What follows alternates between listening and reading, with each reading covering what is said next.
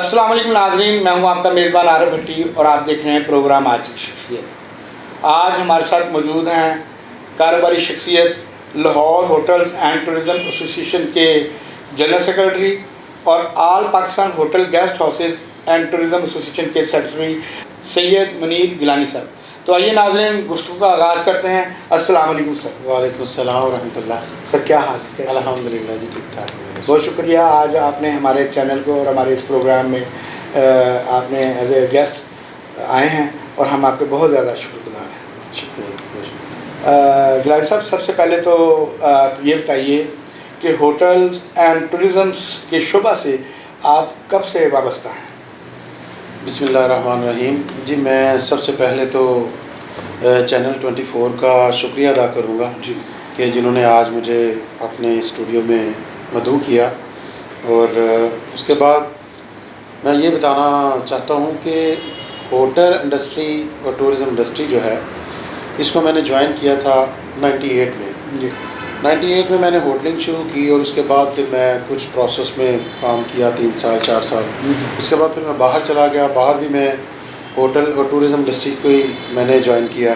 वहाँ करके फिर वापस पाकिस्तान आया और पाकिस्तान में भी जब आया तो वापस फिर मैंने अपना इसी होटल और टूरिज़म इंडस्ट्री को ज्वाइन किया। और अल्हम्दुलिल्लाह आज होटल एंड टूरिज़म इंडस्ट्री जो है वो उसका एक नाम है पाकिस्तान में।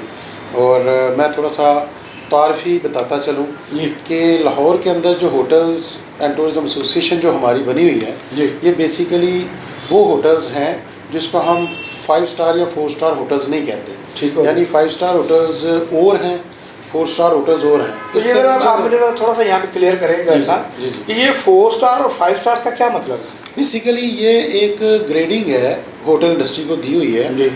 मुख्तलिफ जो ममालिक हैं उन्होंने अपने कानून के मुताबिक एक ऑर्डिनेंस के तहत तो उसको वो चलाते हैं, तो उसको एक ग्रेडिंग देते हैं। जैसे हमारे पाकिस्तान में 5 स्टार होटल है तो उसके स्टैंडर्ड के मुताबिक वो होटल होगा, उसके कमरे भी उस स्टैंडर्ड के होंगे, उसके अंदर मुख्तलिफ फैसिलिटीज़ दी जाएंगी, मुख्तलिफ वो सारी चीज़ें। पाकिस्तान के अंदर 5 स्टार होटल है? जी, पाकिस्तान में 5 स्टार तो नहीं है, लेकिन कहते हैं हम 5 स्टार ही हैं, 4 स्टार होटल्स हैं। तो क्यों कहा जाता है? मैं इसकी बस वजाहत कर दें कि ये 4 स्टार और 5 स्टार का मतलब क्या है, क्या चीज़ें ऐसी होती हैं कि 4 स्टार कहा जाता है, 5 स्टार कहा जाता है? क्योंकि ये एक बड़ा सवाल है। बहुत सारे लोग जो हैं वो होटल इंडस्ट्री से वाबस्ता तो हैं, वो कई सालों से जॉब कर रहे हैं, और लेकिन उनको सर ये आज तक ये सामने आई भी हैं चीज़ें कि कई लोगों को इसका ये पता नहीं है कि 4 स्टार क्या है, क्यों कहते हैं, और 5 स्टार क्या कहते हैं। सबसे इसकी ज़रा वजाहत मैं आपको वजाहत ये कर रहा हूँ कि जो 5 स्टार है उसका एक क्राइटेरिया है। एक क्राइटेरिया ऐसे कहेंगे कि 5 स्टार अगर वो होटल है, जैसे कि हमारे पाकिस्तान में एक DTS अदारा है, डिपार्टमेंट ऑफ टूरिज़म सर्विसेज, वही अलॉट करता है कि ये कौन सी ग्रेडिंग में है। जिम होनी चाहिए, स्विमिंग पूल होना चाहिए, उसमें शॉप्स होनी चाहिए, मतलब मुख्तलिफ किस्म की जो फैसिलिटीज़ होती हैं, और एक स्पेसिफिक एरिया वहाँ पे डिक्लेयर किया जाता है कि इतने रकबे के ऊपर, इतने मरला कनाल्स के ऊपर उसकी कंस्ट्रक्शन होनी चाहिए और उसका साइज़ उसका ये होना चाहिए। इस लिहाज से ग्रेडिंग होती है। अब मैं थोड़ा सा आपको बताता चलूँ कि लाहौर में जो 5 स्टार होटल कहते हैं होते नहीं हैं, है बेसिकली 4 स्टार ही होटल है। और मैंने पूरी मतलब दुनिया में मतलब काफ़ी मुल्कों में मैं गया हूँ, वहाँ पे देखा है। यहाँ हमारे जो 2 स्टार होटल हैं, या मैं यूँ कहूँगा कि यहाँ पे जो 4 स्टार होटल्स हैं, वहाँ पे वो 2 स्टार होटल्स के स्टैंडर्ड को कहते हैं, यानी उनका लेवल इतना हाई है। लेकिन यहाँ पे देखें, हमारे पास मल्टीनेशनल या ये जो चेन्स होती हैं फ्रेंचाइज, उसके ताल्लुक से यहाँ पे देखें, जैसे किसी दौर में PC था, नहीं इंटरकॉन्टिनेंटल, फिर ये PC आया, और इसी तरह से अवारी होटल था। अवारी होटल तो खैर अभी भी है। इससे पहले जो है अवारी होटल का जो नाम था वो हिल्टन था। हिल्टन होटल के नाम से इंटरनेशनल क्लब था, क्योंकि ये हिल्टन जो था ये भी एक इंटरनेशनल चेन है, अवारी भी चेन है, और PC भी चेन है। तो इसी तरह से हॉलिडे था। हॉलिडे का तो खैर नाम अभी ख़त्म हो गया, ये भी फॉर्चून के नाम से इन्होंने रख दिया। ये तीसरी मरतबा इसका होटल का नाम चेंज हुआ। तो क्या समझते हैं कि यहाँ पे वो स्टैंडर्ड हैं जो इंटरनेशनल स्टैंडर्ड? इंटरनेशनल स्टैंडर्ड पे नहीं है, लेकिन अब लोग यहाँ पे मूव हो रहे हैं, जो बिज़नेस कर रहे हैं वो इंटरनेशनल स्टैंडर्ड की कॉपी कर रहे हैं। ठीक है। यहाँ पे मतलब बड़े होटल्स ऐसे आ रहे हैं जो कि जैसे रमादा भी आया है, तो नई लोग है पाकिस्तान के अंदर। रमादा पाकिस्तान में लाहौर में भी बन गया, लेकिन इस्लामाबाद में पहले से था। हाँ जी, तो अब रमादा इंटरनेशनल चेन है। तो इसी तरह मुख्तलिफ होटल्स हैं। ये तो हम बात कर रहे हैं 4 स्टार और 5 स्टार की। जी बिल्कुल। अब मैं नीचे आता हूँ तो जो उसके नीचे लेवल के जो होटल्स हैं, मतलब जिसमें हम कंसिडर किए जाते हैं 3 स्टार, 2 स्टार, 1 स्टार के। जी जी।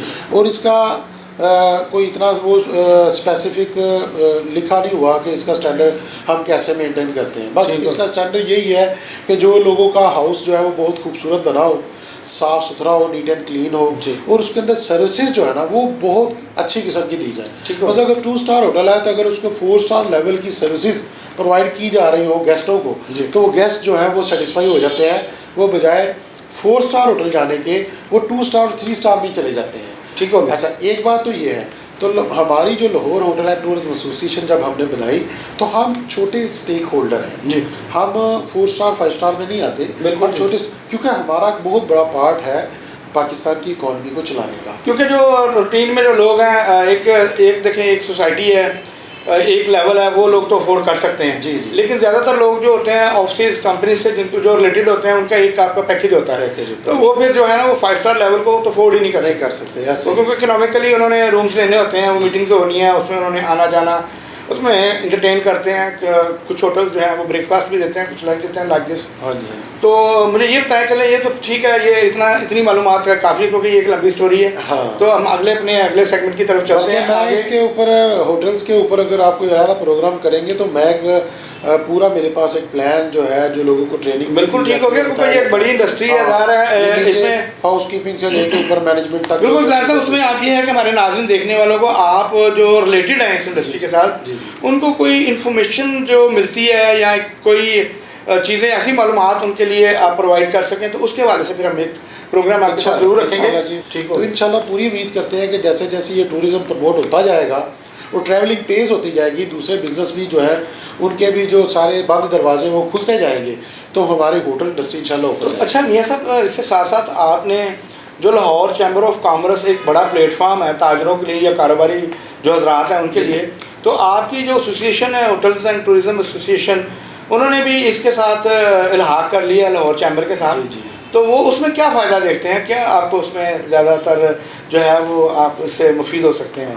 भट्टी साहब, इस तरह है कि बड़ी अच्छी बात की है और ये बात आपने बड़े वक्त पे की है। हाँ जी। तो लाहौर चैम्बर ऑफ कॉमर्स के, चूँकि आपको भी मालूम है कि कल परसों उसके इलेक्शन शुरू हुए हैं, 25 और 26 को इसके चैम्बर के इलेक्शन का मेरा ख्याल कल है और फिर आगे 26 को दूसरों का है। ठीक हो गया। तो सबसे पहले तो हमारी Lahore hotel and tourism association की जो सेंट्रल बॉडी है, हम 11 लोग हैं सेंट्रल बॉडी में, हम पूरे लाहौर को डील कर रहे हैं। ठीक हो गया। इसमें मैं साथ ही आपके ये बात करता चलूँ कि इसके 2 ग्रुप हैं। हाँ जी। चैम्बर ऑफ कॉमर्स में 2 ग्रुप हैं, एक लाहौर बिजनेस फ्रंट हाँ जी ग्रुप है, हाँ। और दूसरा प्यार फाउंडर अलायंस ग्रुप है। जी। तो आपने किस ग्रुप के साथ इल्हाक? हमारी जो वही बताने लगा था मैं कि हमारी सेंट्रल बॉडी जो थी वो पहले दिन से ही लाहौर चैम्बर ऑफ कॉमर्स से अटैच है। हमारे मेंबर्स हैं, तकरीबन मैक्सिमम काफ़ी मेंबर्स हैं हमारे चैम्बर के।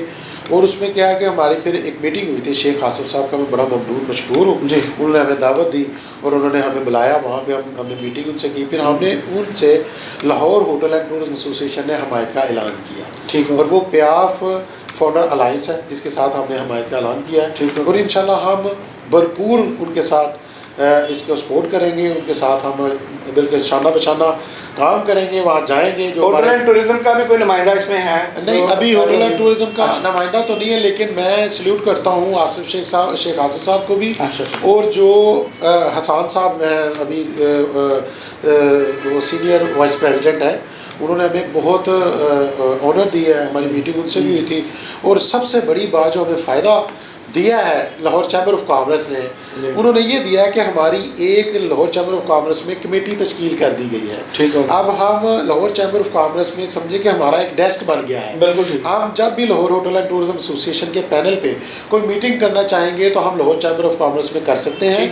कोई मसाइल का सामना है, कोई और मुश्किलात है, बिल्कुल, तो उसके वजह से वहाँ पे आप जो है ऐसे ही कि जो प्रॉब्लम जो हमारी इंडस्ट्री को, टूरिज्म को आएंगी, वो हम चैम्बर ऑफ कॉमर्स में प्रेसिडेंट को या जनरल सेक्रेटरी को, मुख्तलिफ लोगों को, और इवन दैट हम मिनिस्टर्स को भी वहाँ पे दावत दे सकते हैं, बुला के हमें जो प्रॉब्लम है डायरेक्ट उनके साथ करेंगे कि जो का जो है वो जो प्रॉब्लम्स आ रही हैं और बड़ी आती है प्रॉब्लम्स हर इंडस्ट्री के। अच्छा सर, ये बताइए साथ साथ इसी के कि अब हम प्रोग्राम क्योंकि हमारा काफ़ी लंबा ख़त्म हो रहा है तो हुकूमत को कोई ख़ास पैगाम देना चाहें?